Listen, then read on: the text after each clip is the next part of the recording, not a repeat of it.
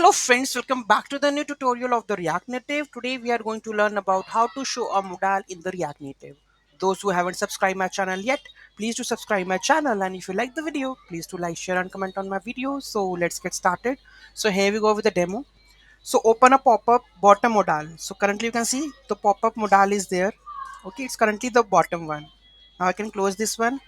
Next modal, that is a simple modal. Let me comment this code and do the upper one. Okay, just there is a css part only. Okay, let me comment this and enable this one.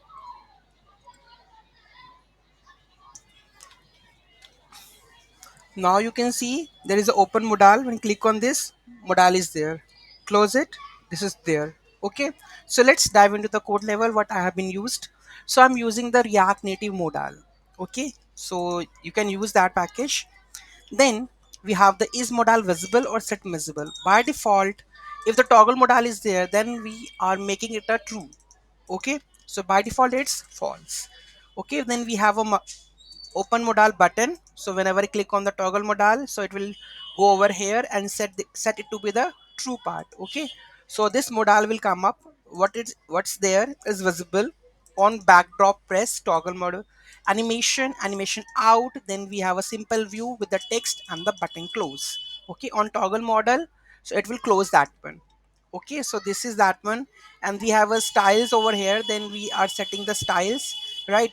Let's comment this one and enable the previous one. Okay, if you want, in the modal should be in the bottom one. Okay, so here we go with the next modal.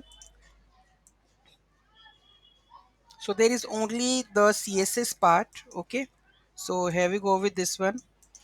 So here we have the React Native Modal. Okay, then we have the same thing, everything is the same. Okay, on the drop press modal, and this is the custom half modal close.